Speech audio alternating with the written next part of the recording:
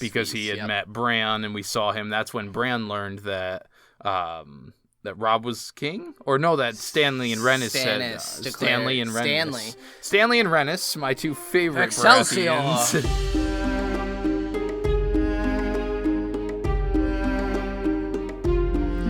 Hey everybody, and welcome to another episode of Brotherhood Without Manners, your favorite full spoiler reread podcast of George R.R. Martin's A Song of Ice and Fire series, God damn, that's a throwback. Reading A Clash of Kings. As always, I'm your host who fucks up the intro, Zach, and sitting here next to me is my brother Nate. Who's laughing at you fucking up the intro? Man, that's a throwback one. Starting with a Game of Thrones. No, we're reading the Clash of Kings This is the 30th chapter of Clash of Kings. Shut up, Nathan. Get your shit together. Anyway. If you have joined us before, thank you for coming back. If you have not, we are full spoiler. We are going to tell you everything that we know that correlates with the chapter, because we don't just randomly blurt that, Aegon the Fifth lived and didn't die. We don't talk about how Jon Snow was murdered or how Mance Rayder wasn't actually killed, that it was Rattleshirt in disguise. We do. Oh, I guess we do. Anyway, if you don't want that kind of stuff ruined, go away. Listen, read, do whatever you've got to do to catch up, and then come back. Last time you listened to us, we were reading Tyrion 7 from Clash of Kings. It was fucking cool. It was a sick episode. Yeah, Lancel paid Tyrion a little visit early or late, depending on how you looked at it, in the night, Cersei was hoping to sort of catch him off guard and catch him slow-witted in the throes of sleep. Yeah. But Tyrion stays up anyway, and so wasn't caught off guard. And Lancel just came to tell him that Cersei wants Pycelle released, as he's her staunchest friend and under her protection. And Tyrion used that little meeting to break Lancel and make Lancel his. So now Lancel will be reporting everything that Cersei does to Tyrion, because Tyrion's going to tell Joffrey that he killed his father to fuck his mother. And that's not quite how it worked, but Tyrion needs an inside source, and he's got one now. And from there, he diddy-bopped around to Chataya's brothel, just the one secret yaya, tunnel. but it's I like saying it a lot. Yes, where he took the tunnel so that he could go and visit Shay. Fuck her while she's sleeping, which borders rape. God, you are fucking dead set on that. I just, fuck Shay. He does. I know. And that's about that for Tyrion's chapter. It's heavily sort of pointed out that Shay is Tyrion's weakness, and that's going to be his downfall. Even on your first read through, if you haven't gotten that at this point, it's kind of getting hammered in that Tyrion is making these mistakes with Shay. And as well as he thinks he's doing playing the game, he has this one major flaw staring him in the face. But so I really like the pacing of A Clash of Kings because from Tyrion 7 we go to Arya 7, and I really think it's interesting that these two characters are pacing each other as far as chapter absolutely. Chapter number. Yeah, they are by far the highest number. I think the closest after this is 3 or 4. 3 or 4, yeah. And I think it's Bran. Yeah, Bran 4, which is again another odd character to have kind of topping the charts as far as so in Arya 6, Arya had watched quite a few people being tortured at this little farmhouse, beside the God's Eye Lake, from the Mountains Men, asking for gold, jewels, and where Beric Dondarrion went and who went with him.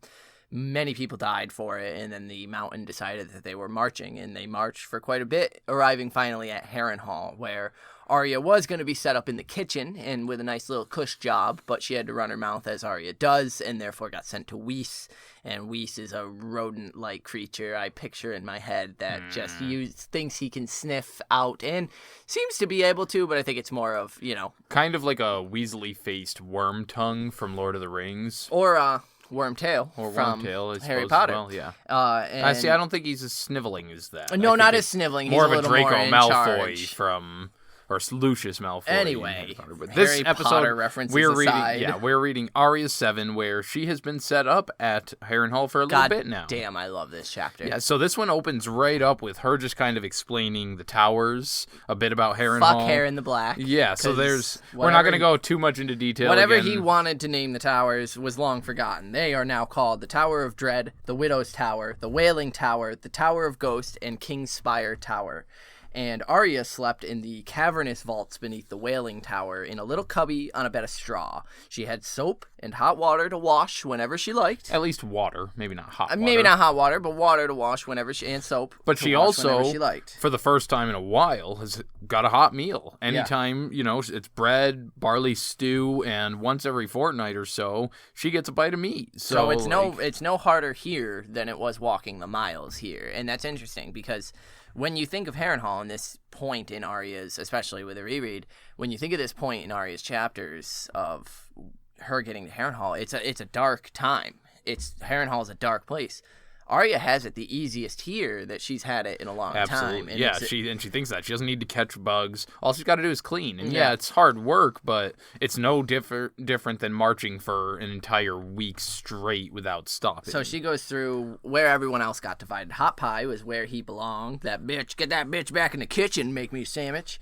He was in the kitchens, and sometimes when Arya is sent to fetch Wheeze's food, she could steal a moment to chit-chat with him, and he even tried to sneak her some tarts one time and got caught for it. Got a whooping for it. And he keeps calling her Airy, even though he knows to break that cycle. And so that's just a funny little note. Yeah. And Gendry, she's seen absolutely nothing of.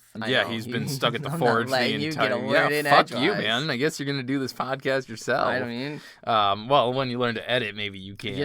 Gendry has been at the forge since he got there, and so he's staying busy. Yeah, that's it. You're the Gendry. You're in the forge editing. Just doing all the work, and you just sit here and talk. Arya does all the work. That's debatable. Yeah, Harrenhal is vast, and so I just thought it was important to mention real quick that she doesn't take the time, because she mentions Popeye, she mentions Gendry. She does work with other people under Whis. There's other servants as well. Most of them are older than her. Fuck 'em. But she refuses to learn their names because it becomes that much harder when they die. Yeah. And they do die. I mean, it's essentially raising puppies or being like a dog breeder. You can't name them and get attached because you got to give them away.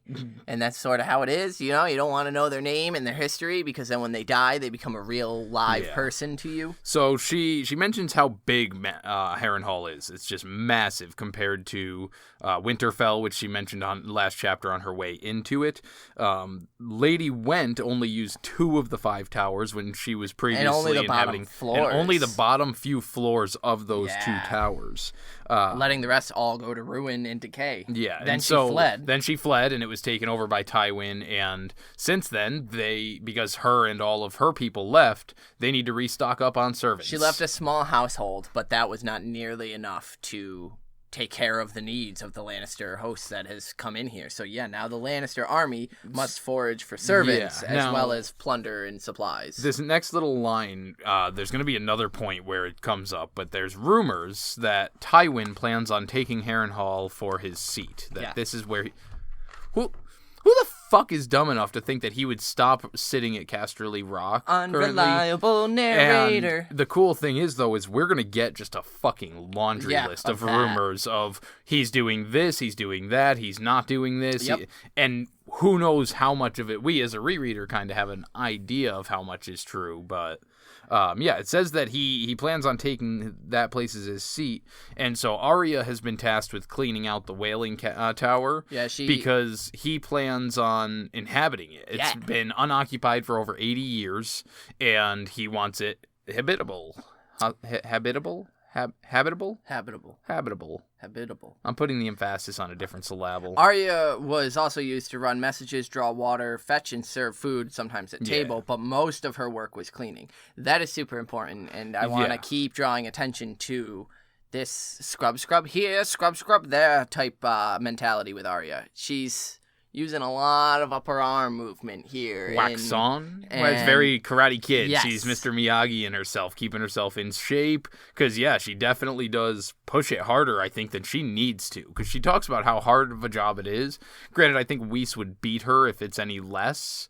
but it's because she's, high expectations. And we do know she'll be at the House of Black and White. A lot of her first tasks there is just cleaning as a simple And so she's already got that. Now, the top floor of the whaling tower that she's cleaning, it has a massive nest of bats, which also happens to be Lady Went's sigil. Yeah. And then down in the basement is a ton of rats, but you kind of expect rats just about everywhere nowadays, I think. She begins thinking on the ghosts in Harrenhal and how stupid that is. If there were ghosts here, they never bothered her while she was doing her cleaning. It was the living men she feared, Gregor Clegane, Lord Tywin and Weiss, who stayed in, Lord Tywin, who stayed in Kingspire Tower. Yeah. She rarely saw him, and she begins to wonder what he would do. Yeah. If she marched her little ass right up to him and said, "Hey, I'm Arya Stark, So bitch." before we get into that whole thing, I did want to just point out that regarding the ghosts of Harrenhal, the rumors are that it was Black Heron and his sons. And I suppose it's kind of just me reaching, but I just thought it was very supernaturally astute of her to notice that Black Heron died in Kingspire. He would haunt that tower. Why the fuck would he walk his ghostly ass across the yard to haunt over at this tower? She points out the whaling tower. It's the fucking wind blowing Well, through yeah, the we'll stone. get to that, and she's not dumb. That's she's crazy. absolutely pointing it out. But so... What up, I'm Arya Stark, bitch? Yeah, she says that but she doesn't want to do that because, A, she would have to get past the guards. They would never allow her to go in and see him. B, he would never believe her. And then C, she doesn't feel like getting beat by Weiss. If she specifically walked up there and told Tywin, he 100% would know. Mm-hmm. And now I know I'll be stealing from the show here, but I think it's for very similar reasons that Tywin was aware that she wasn't an idiot in the show. Just by the way she's talking, the way she uses her lords and ladies. Yeah, I think it would play out similar. He would be like, oh shit. And granted, it wouldn't go the way she'd want, but he would respect her. It'd be better for her to be with him than it would be to be with Cersei and Joffrey, because he would treat her well, I think. And we even learned that from the other captives that are there. Like, they are actually walking with him. That's the second meal ticket they need for Robb Starks to, do some trading for Jaime. Absolutely. So Tywin would absolutely clean her up, get her taken care of. She'd be a hostage, but she thinks, she doesn't want to do that because Weiss, and thinks that in his own way, Weiss was as scary as Sir Gregor. He always knew where you were, what you were doing, and sometimes what you were thinking, and he would just hit you preemptively for it. And he had a dog, a bitch, that was near as bad as he was, and she saw him set the dog on a latrine boy who annoyed him once. The door went and fucking ripped that kid's calf off. The dog took a chunk out of this kid's calf while Lys left, and it only took 3 days of her knowing him for Lys to be added to her nightly prayers. Her list. So that's cool. I didn't realize that the whaling tower stones blowing was already happened. I thought we're coming up on it. So I just wanted to jump back to that real quick because I thought that was fucking dumb smart and incredibly perceptive of her, because now this is from her point of view. We know that that's how Martin works. He's usually incredibly good at keeping the language in each character's chapter to their age group, to their limitations. And for her to say, and she's put it in there, that the only reason that it wailed was when the wind blew from the north. And only then, because it was the wind going through the cracks in the walls that were created by the fissures from the heat. So, like, the fact that because she'll also go on to mention later in the chapter how she was never good at learning the names during the history lessons from Luwin. But clearly, when he was speaking science and architecture... See, I don't think it was him. Well, I think it was old Nan. I think so, too. She didn't listen to Maester Lewin's lessons. She listened to Nan's stories. But Bran. Do you think Nan would be like, because, it would absolutely make sense that... I would see it more Nan like told this. The story, and Arya is putting it together, because Arya's smart, and that's what I think is important. Well, I'm just saying the fact that she knows what the fuck fissured rocks are and how they're created by... Like, that has to be... I think that's how Nan described it. Like... that's, it melted like candle wax. It created fissures in the rock. Like, yeah, Nan wouldn't have given that kind of stuff. I think she would have been more the howling ghost. No, it's haunted. Like, she would not have given this scientific reason. In the description of Harren dying, she would, because it melts like candle wax and bubbles and creates fissures in the rock when he melted, and then his ghost is there. She's not saying the wailing is caused by the fissures. The fissures are there. The wailing is caused by Harren, the ghost. I think it's kind of a combination of both. I think she learned more about the fission and the heating and that shit from Lewin, just in something she was more interested in. But maybe, who knows? Yeah, who really knows? But she thinks on her nightly prayer, again adding Weiss to it, that if she ever let herself forget even one of them, how could she ever remember to to find them again, to kill them? Yeah, I thought that was a really cool just thing that she said. If I let myself forget even one, how would I ever find them again to kill them? And she notes. You go. So yeah, that her list isn't just a list of people she hopes dies. That she's already put into this. I'm going to kill these people. Fuck yeah. Like, so early on, she's got that set, and it's especially because we've reread the Mercy sample chapter, seeing her at her current final position.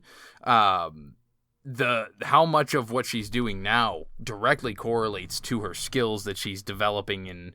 Because, when she goes to the house in black and white, she's not a dumb girl. She's not unskilled. She's even physically here, fit. she's not a dumb girl. And that's what I mean. Unskilled. It's like she's physically fit. She's capable, and we're going to be pointing those things out. Arya is never a helpless victim, and that's what's fucking great about her story. Yeah, it's terrifying, but she's capable, and that's why I think she is so adored by it, because fucking get him, Arya. You're gonna get him. Someday you'll get him. Even though she's putting in all this super hard work, she's always on the lookout for a way out. She's always keeping it out. How can I get out of this situation? She's working a full day, but she's still got the mental capacity to be noting Tywin doesn't leave Kingspire Tower. Fucking Weiss knows where you are when you are, so you better be working the scheduled time you're supposed to be working. She's learning her way around. She thinks on the road she had been a sheep.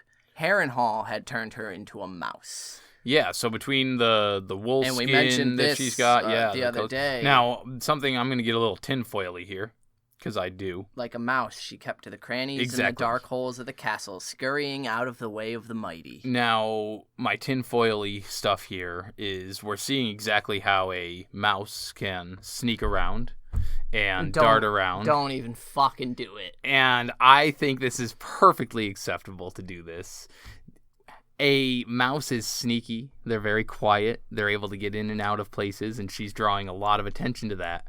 We also know there's a one Sir Shadrick the Mad Mouse up in the Vale. And what better way to foreshadow how sneaky it would be for him to stage a coup and steal Sansa away than to learn about the sneaky stealth tactics of a mouse in Harrenhal. I'm leaving. You're finishing this episode alone. Wow. Because Shadrick is tied to Sansa. He's got nothing to do with Arya. There's, it could be. I don't know. I'm just reaching for shit because it was Mouse and it was fun to go. But Shadrick. It would be great. Hey man, Shadrick's good shit. Yo, I don't want him stealing Darth Sansa right out from Littlefinger's fingers. He did not. He helped Brienne. You at least give him that. Like, he was there for her. Brienne's he helped her because it was convenient information grab. So anyway, Harrenhal, we learned, covered thrice as much ground as Winterfell. Everything in it built to an inhuman scale that reminded Arya of old Nan's stories of giants living beyond the wall. Yeah, and then so again, I like that you did tie in the wailing and stuff with her stories because of that. And she says because of picturing it this big, everybody looks like a fucking mouse in here. Yeah, even the mountain, who's so massive, standing beside the walls in these towers, he's just a tiny little guy in comparison. Then we get, I think one of the best parts is that since the benefits of lords being a and mouse, ladies don't tend to notice the little gray mice under their feet, Arya heard all sorts of secrets just listening as she worked. Now this right here is very much where I think she employs a lot of the tactics and techniques that Syrio had taught her without us getting the mantra for each one. My voice cracked there a little bit. That was weird. Yeah. But listen, look with your eyes, what do you know, and just paying attention, because even though most of this is just trash, who really gives a fuck? She does get some prudent information. She gets some good stuff. She finds out of Joffrey being declared a bastard, and Tywin had commanded that letter burned immediately. From a maester servant, she heard this. She also hears about Stannis and Renly, how they are now kings and have joined the fighting, and just a bunch of bullshit about babies' daddies and who got how who long pregnant. Joffrey can hold the throne. Tywin's got to go there and help him because he's being led by a dwarf, a eunuch, and a woman. And finally, the talk would turn to Beric Dondarrion. And one man had said that the bloody mummers had killed him, but everyone was laughing at him, giving him shit. And one guy was like, yeah, Lorch killed him too. And then the mountains killed him twice, but he's still alive. So they really doubt that the bloody mummers got him. Now, Arya has no fucking clue the bloody mummers are. So it wasn't for, a fortnight, couple more weeks before the strangest company of men she had ever seen came walking through the gates. And that included there were some strange guys in particular that I wanted to bring up. So, on top of all the weird face-painted people, for those who don't know, again, full spoiler, this is the Brave Companions. Yep. Their nickname is the Bloody Mummers. And on top of the massive crazies that were there was a slender man in Septon's robes, a fatherly one in Maester's gray, and a sickly one in leather armor. Yeah. Now, Qyburn has arrived. Is that the other one? Is that the High Septon, the Sparrow there early on when he's walking? I'm not sure. I wasn't sure about the other two. Or I was able to note Qyburn because I was also wondering if it wasn't him, then maybe it's the Septon Maribald? Maribald, yes. Yeah, I was thinking Maribald myself, but I'm not 100%. And then the last one, I gotta look into that one. I was curious if it wasn't from their raids, if that no, because it was with the Battle of the Green Fort. I was gonna say maybe that was Lord Serwyn coming in, but he came in earlier. Yeah. So yeah, I didn't look it up and didn't try to recall who it is. I should have, as we're But Weiss actually warns her that she doesn't want to know this law. Sellswords called the Brave Companions, but don't use any other name in their hearing, or they'll hurt you. She asked who they are, and some guy was like, "Oh, the bloody mamas, and they'll fuck you up." And she was like, "Oh," and he was like, "Don't teach her that shit, because even if she accidentally calls them the bloody mummers, she's done and we're out a servant. They're called this, and you need to treat Vargo Hoat, who is the leader of them, with respect. Talk to him one of the guys like, well, he's not a lord," and Weiss goes, fucking tough. Yeah. Like, she will still call him by sir, or else she will have her tongue ripped out by him. So. And Arya gives one of the best quotes. And she, in thinking to herself, how many monsters does Lord Tywin have? Which is just fucking phenomenal. Yeah. Like, with the people she's seen, the Mountain, fucking Chiswick and Chiswick and Rorge and Rorge and the Rorge and Biter, that was before, see, but Raff I meant. Raff the Sweetling and the Tickler and all these different horrid people, and I love that. How many monsters does Lord Tywin have? The Brave Companions stayed in the Widow's Tower, so Arya didn't really have to deal with them. And the first night they arrived, fighting broke out immediately between the sellswords and the Lannister men. 2 men were wounded, 1 was killed. And the one killed was Sir Harris Swift's squire. Yeah. And Tywin wasn't pleased about it. And the next day he had the 2 guys from the Bloody Mummers hung from the gatehouse. And then he made Vargo Hoat and Sir Harris Swift kiss and make up. Like, in front of everybody. And I feel like that wasn't an exaggeration or, her way of wording it. I think Tywin was like, you 2 are going to be so fucking childish. They need to stand in front of everybody here, shake hands, hug, fucking kiss it out. Get the fuck out of my sight. And I wouldn't doubt that that's something that Tywin would actually do. Yeah. Kiss it out, hug it out, and then you're done with this. So bullshit. She then mentions here that she finds Vargo Hoat's lisp funny. And while, I'm not one to pick on anybody's lisp because, it's not their fault, I find that fucking hilarious. Oh, yeah. That she, especially because he's a fucking scumbag. So fuck him, fuck his lisp. The fact that she pointed it out makes it wonderful for me. The mummers didn't linger too long before they left, and Arya heard of Robb being at River Run with his Northmen. And yeah, because that's why the mountain, or not the mountain, the Bloody Mummers were supposed to be sent off, because rumor had it that Roose Bolton was held up on the other side of a river, planning to come over and siege the Lannisters, Tywin's forces. So they were going to stop that from happening, and everyone joked, oh, he wouldn't fucking dare because Robb's up in River Run and refusing to leave with his wolves. And Arya was like, oh shit. Robb's right there, and she doesn't know where River Run is, but she knows damn sure it's closer than Winterfell. Yeah. So she starts plotting to find a way there. She wants to see her family again. She thinks of Robb and bites her lip, and then thinks of Jon and the rest. And even Sansa, she would kiss her and beg her pardons like a proper lady, and Sansa would like that, she thinks. And just... yeah, she really misses her family at this point. She's not trying to be tough and... Now, again, from being a little mouse, she hears from just courtyard talk, I think she called it, that the top 3 floors of the Tower of Dread house the captives from the battle at the Green Fork that Tywin had won. Yeah. And so I forget who was all there, because we saw some of them back when Tyrion was heading up the hill to Tywin's camp. I think that was that when, that's when he gave him the news that he was going to be hanged. Yeah. And everybody in that tower had freedom of the castle in Harrenhal, as long as they promised not to attempt an escape.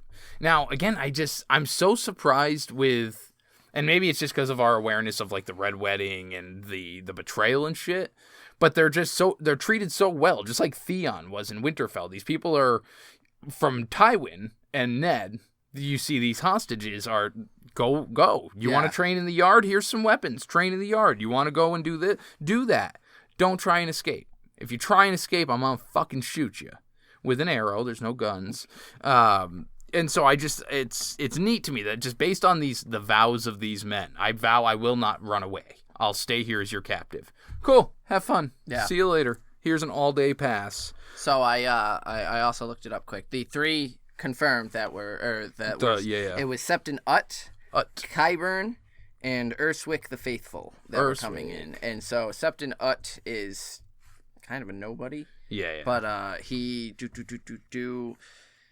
mainly, he's a disgraced Septon, lieutenant of the Brave Companions. He's just that's about it. Yeah, he's just there. Doesn't have much backstory at the moment. And so we learned as well that 3 Freys were here for a very short time. I have 4. 4? 4 Freys. So Freys. She thinks of the 4 Freys who were there. 4 Freys. And they randomly one day 2 more Freys showed up, big chest, and those 4 were ransomed. Yep. And all 6 Freys left together. None of the Northmen were sold off. Ransomed. Now, obviously, that kind of makes sense that the Northmen, but the Freys currently are working, quote unquote, with the North. Yeah, to hold the twins. And yet they're showing up here with just 2 men and going, sure, here's some gold. Yeah, get on out of here. Since when does fucking Tywin need gold? Yeah.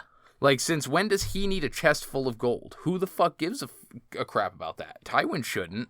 So the fact that they got to go. So then we also learn that, there was a mysterious knight who was walking up on the wall with a black cloak with white suns on it.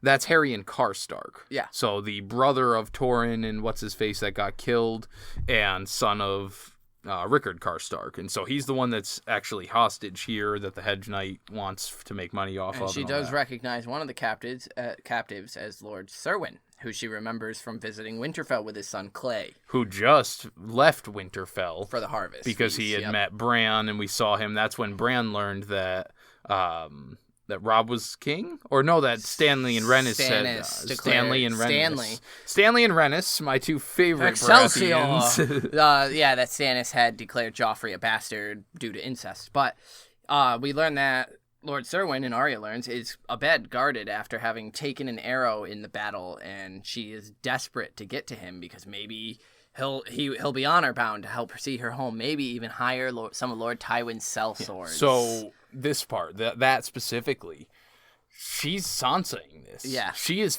and granted, not to say anything or talk down on Lord Serwyn's honor or nobility or anything, but she's just assuming that any knight that's pledged to House Stark will do everything in their power to get her home. And that's not to say it's not true for most of the northern houses.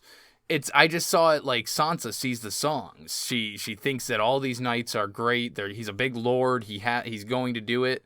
Even if she revealed herself to him before he dies, do you think he would have done what he could? He's a captive. What can he do? Well, and that's it. Like, even if he... I mean, he can start trying to get her out of there, but... Yeah, because she claimed, he would hire some of Tywin's sellswords. The sellswords, yeah, they like money, and they go where it is, and even if he offered a bit, he would need to offer a full war's worth of looting and plundering to get them to betray betray Tywin. But she thinks that it would be easy because Father had always said that most sellswords would betray anyone for enough gold. And so that's her thinking on that, is something Ned said about Ned's mistrust of sellswords and how you can't fucking rely on them. The most honorable man in the Seven Kingdoms. But it didn't matter because Lord Kerwin died shortly after, which was a gut punch for Arya. He could have, but she realizes he could have never helped you anyway. He couldn't even help himself, you stupid mouse. Stupid mouse. And so Arya is going to head back to her routine, but before she does, real quick, we're going to convene our small council and just get you guys the deets on what's going on with us. So stick around, we'll be right back. Yep. What up? Welcome to the Small Council.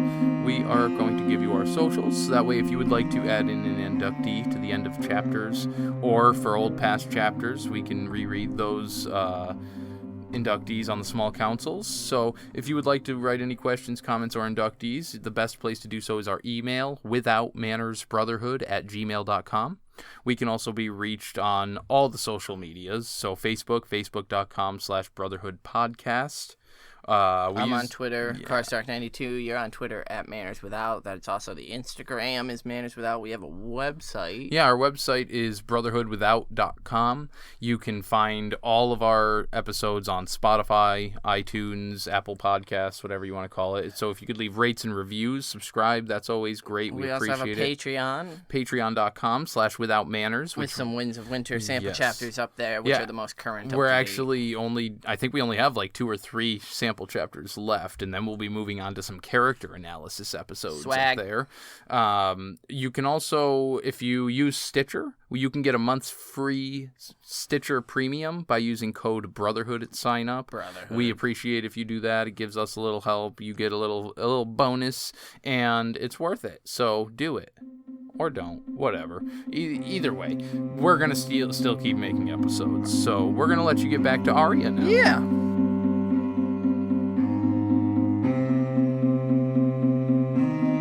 One Jack Bandit. So, then it was back to scrubbing and scurrying and listening at doors for Arya. And she began to hear a ton of bullshit. Tywin would soon march from Harrenhal, she heard, south to Highgarden. No, he's going to King's Landing to defend. No, he's going north to Riverrun. Oh, wait, actually, he just sent some letters. He's planning on marrying Lysa Arryn, and so he's going to take control of the Vale. Yeah. Just nonsense after nonsense. It's all the rumors, and so poor Arya has no fucking clue, really. Like, she's completely in the dark about where he could or could not be going. She says that she does see that there's tons of ravens coming and going, just constantly. Arya only caught a couple glimpses of Tywin, always from afar. Normally, he would come out and watch the men-at-arms at practice with his hands folded over his long sword's pommel. He was strong looking for an old man, and there was something in his face that reminded her of Father. He has a lord's face, that's all, she tells herself. She had once heard Mother tell Father to run and put on his lord's face and deal with some matter, and he had laughed hysterically at it. She could never imagine Tywin Lannister laughing at anything. So, I read and reread that paragraph over and over. I feel like there's something more to it. I feel like her getting so defensive about, no, that's just the Lord's face. Thinking about it, Tywin and Ned are very much so almost identical men. Tywin pulls the little stunt with the red wedding that Ned could never fathom. But I feel like they're both just kind of the guys that have these dark secrets that they're capable of keeping. And so it makes me wonder if it's not something like that. Ned had always hidden Jon's heritage.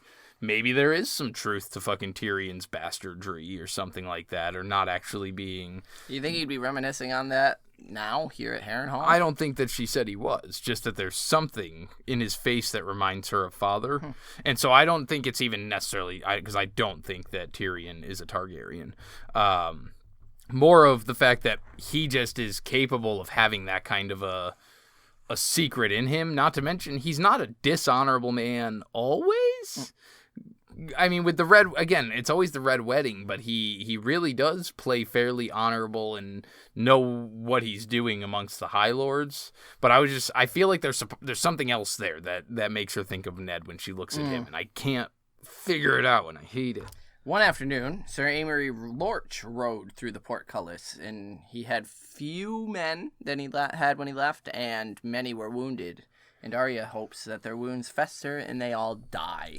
So, again, this is her wishing death on people. And she also notes that Amory Lorch is not nearly as frightening as he is in the dark. Yeah, no. However, he still has those little piggy eyes that she can't fucking stand. Then she saw the three at the end of the column. Rorge now had a black half-helm that covered the fact that he had no nose. Biter rode upon a horse with half-healed burns covering his entire body, making him look more hideous than ever.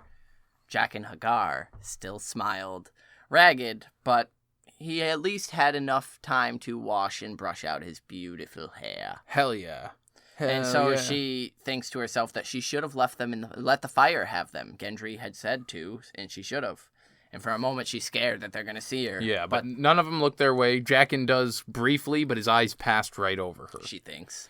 Now, I think they did, but that doesn't mean he didn't notice her. And so I just think that goes to show his skill level, that they really did just fly right past her. They didn't stop on her, but he probably saw her from across the yard and then just confirmed as he walked by. And so I thought that was kind of neat. So that night, she ended up scrubbing so hard and so long.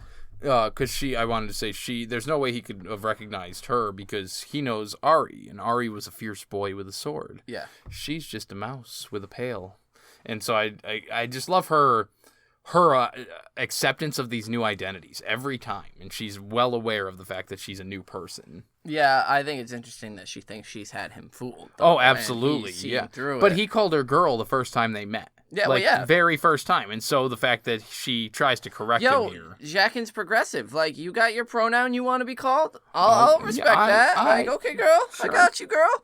And yeah, so that night she ended up scrubbing so hard the steps that her arms were trembling and her hands were raw and bleeding. And she went straight to bed, excusing herself from Whis' dinner and thinking that she might add 3 more names to her list tonight, but she's too tired to decide, so she just goes through the normal ritual. So again, she is just fucking working these upper arms. And I think a lot of that's her stress. She's using the cleaning as her stress relief and stuff. Yeah, well, because it said that she had imagined each of the three's face in the stairs. Well, that and everybody on her list as well. Well, no, that's the next one once he goes. So she wakes up to a hand being clamped. Oh, she dreamed. Oh, she dreamed. Well, yeah, she wargs for a minute. Yeah, she dreamed of wolves running wild through the woods.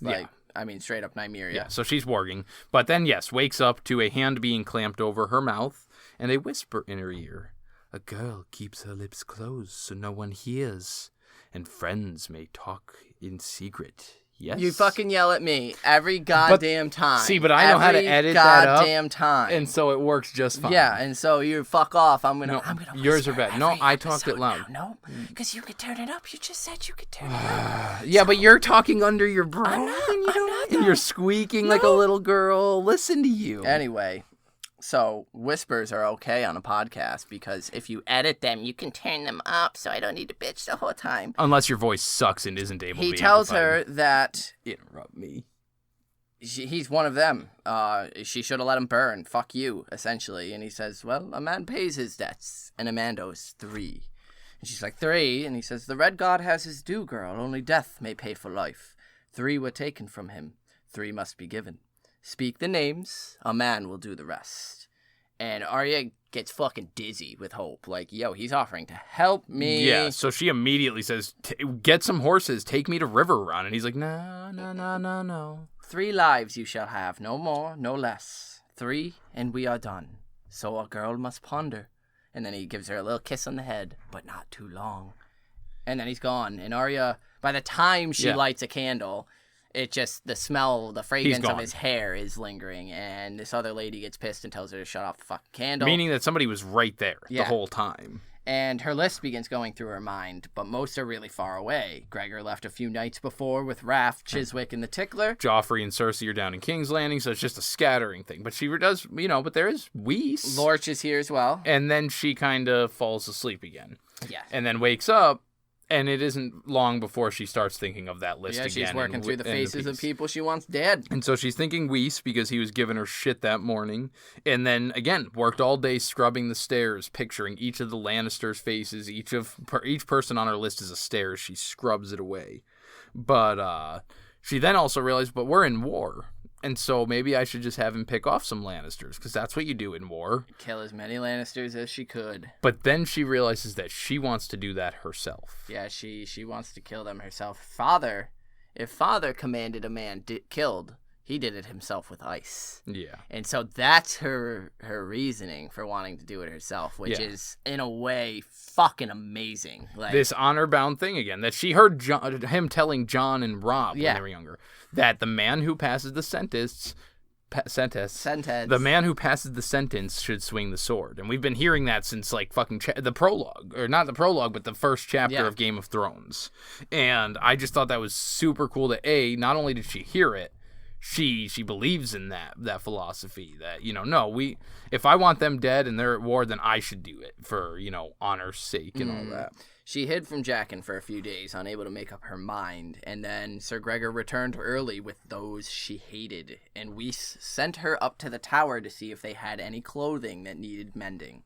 So she ran up, no problem, and enters to Chiswick, telling quite the tale. Yeah, man, no, it's a fucked tale. It's fucked up. It's a really fucked up story. Of how when chasing Beric Dondarrion, they stayed at some lowly inn somewhere and raped the owner's daughter in front of him. Yeah, in a fucked up way. Killed the son, and then demanded the change because she wasn't worth the silver.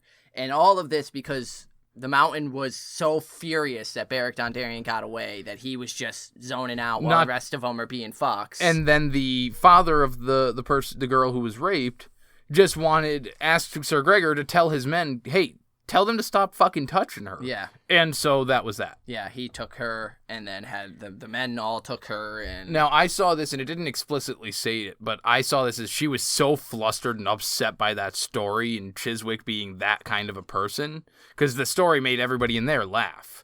And he got great pleasure out of it, that she just fucking walks off. Oh, this was creepy to me. This was Arya standing in the dark shadow, coming up to do her job, hearing this story and going, I'm going to fucking kill you. Well, that's what I saw it as. It's just she's so angry and upset by this story. I saw the shadow. It immediately is... It's Weasel going up the stairs. It's Arya coming down the stairs. Yeah, because she stands there listening to this, and she's just so angered and upset by it. And everybody in there, is laughing. It's a big, great tale. Yeah, and so when she gets down, Weiss is pissed that she didn't ask about the clothes. So he fucking pulls down her pants, starts whipping her until she's bleeding. Yeah, caned her thighs till blood ran down her legs. But she thought the entire time of everything that Syrio had taught her, and so she scarcely felt it.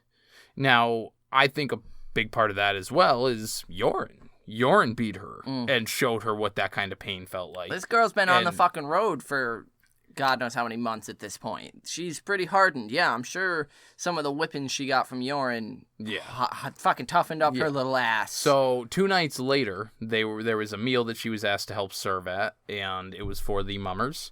And sitting across the hall from her was one Jaqen H'ghar. And so she silently makes her way to that table. She looks around, makes sure Weiss isn't there. Each step toward him, she felt less a mouse, which I thought was more a wolf. Yeah, she's taking control. And so she slowly, and I love how meticulous she is. She starts at one end of the table, and she slowly starts filling everybody. And finally, I don't think she actually, if I read it correct, she's filling Rorge's cup. Yeah, because Rorge is passed out drunk. Yeah, and she leans over and just whispers the name. Chiswick.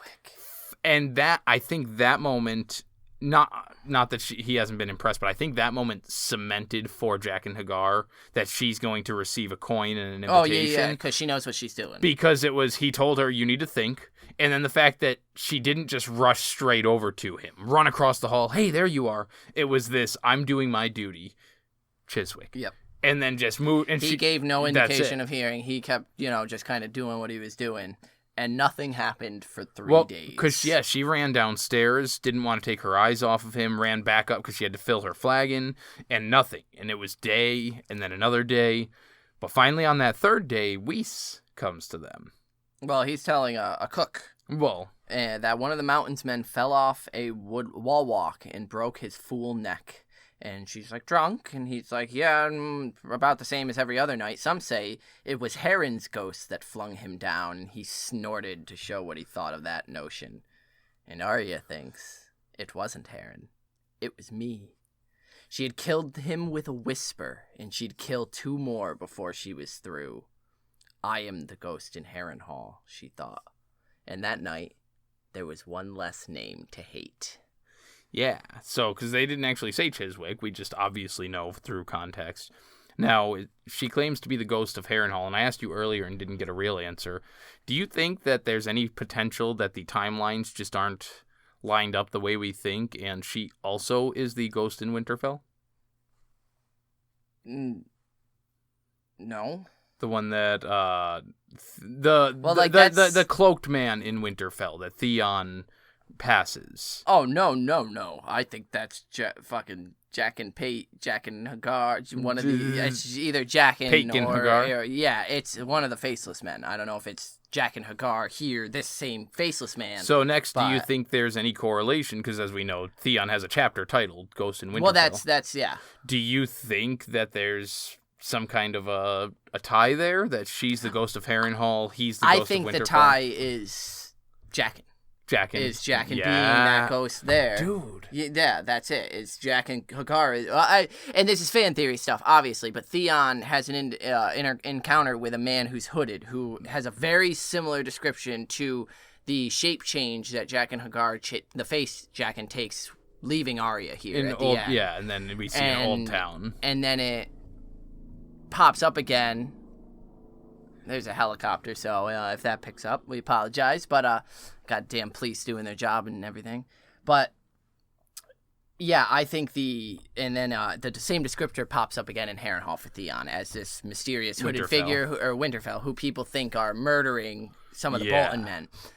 I think that's the connection. The ghost in Harrenhal is this Jaqen character. But that's why I was curious if maybe that actually is Arya at that point. Returned home, doing some duties, because why would it have to be Jaqen? Why can't it be this faceless man? How could it ever be Arya? Well, that's why I'm saying I don't think it's a time out of place or a place out of time thing. I think it's the correlation is that she associates herself with and that would be cool. I like that her better. Her teacher takes on the persona of the ghost of her home. Where she should be. It should be Arya, the ghost of Winterfell. Anyway, got an inductee.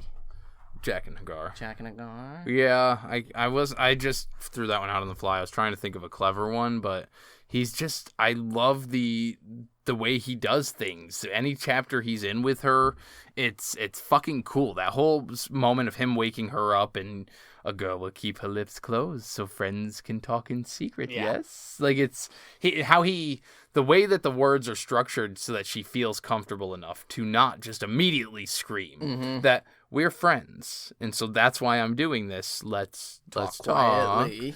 And she does. Yeah. So, Jaqen H'ghar. Yeah, he's an enigma.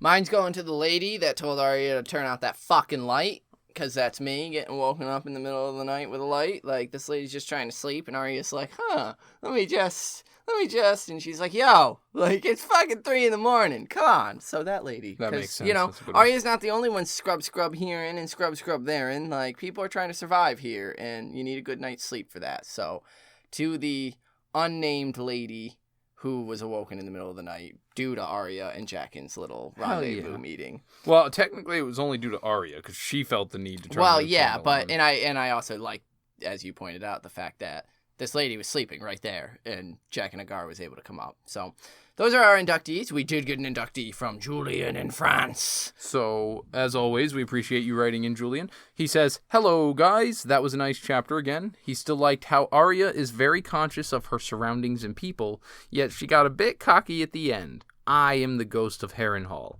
I killed him." Nah, you did not. But hey, good for you for not feeling like a mouse anymore.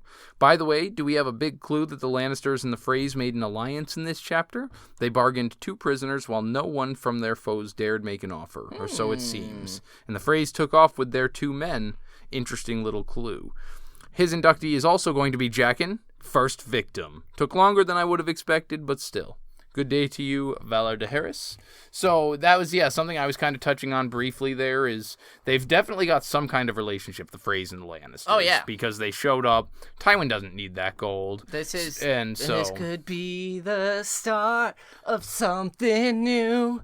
It feels so... I don't know what that... Is that High School Musical? I think so, yeah. Oh, my God. Good job. Oh, my God. Yeah. Jesus. I think that we are starting to see the development of that relationship of this is a show of good faith. Come get your prisoners. We've got your Freys captive, and they do, and it's safe, and it works, and they go, and yada yada. So yeah, we are starting to see the beginning seeds of that. And now, not to shoot you down, Julian, because I know you're just you like to have fun, but I don't think she meant she physically killed him. Her word is what, because Jaqen wouldn't have killed her had she not given the name. So therefore, indirectly but directly, she killed him. So I think that's kind of what she was referring to. Not that she drove the knife through his chest. Yeah, it's the power of the name. She would have driven the knife through his throat, though. So essentially, she killed him. She killed him with a whisper. Yeah, I'm giving her this kill. It started with a whisper, and that was when I kissed her. You know, one day we'll have to do some video just because you guys need to know that every time one of us bursts into song, the other one bursts into dance, and it's just how it goes. And so, yeah. And also, as far as how long it took Jaqen to kill Chiswick, a girl does not tell a man when he does such a thing. So, Jaqen works at his own time frame. It'll happen. It'll get done. So, patience. But thank you for writing in, Julian. As always, we appreciate it. Those were our thoughts, feelings, and inductees, as well as Julian's on Arya 7 of A Clash of Kings. Next, we are going to be joining her mother, Catelyn 3. Is it 3? Yeah, and Catelyn is currently in the camp of one Renly Baratheon. Yeah, so is this the chapter where Renly dies? I believe this is the chapter where they go and meet Stannis. Yeah, they'll be meeting Stannis. Brother, won't you have a peach? So it'll be the next chapter that he dies, or something like that. But yeah, so if you'd like to get your inductees in for that chapter, do so. That would be great. We'll read them out for you. Also, if you haven't had a chance, go check out our episode where we interviewed Joe Buckley about his Great Castles Westeros book. And check out everything he does. Check out his Isle of Faces podcast. It's really great. Check out his Great Castles of Westeros book because it's fantastic. We can't recommend it enough. And everything he does. Jeff is just Jeff. Fuck. Sorry, Joe. Joe Buckley, Sir Buckley. Yeah, he might take offense because Jeff is the name of Brendan Beefish. Oh, and so if you're calling him Jeff, no, that was it wasn't intended for that. It was just I don't know why I always mix up Joe and Jeff just because it's Jay and I don't know many J names. But Sir Buckley, as I will call you by your Twitter handle, is fantastic at everything. So yeah, go check out everything he does. Sorry. And we'll catch you on the next episode. Valar de Harris. Peace.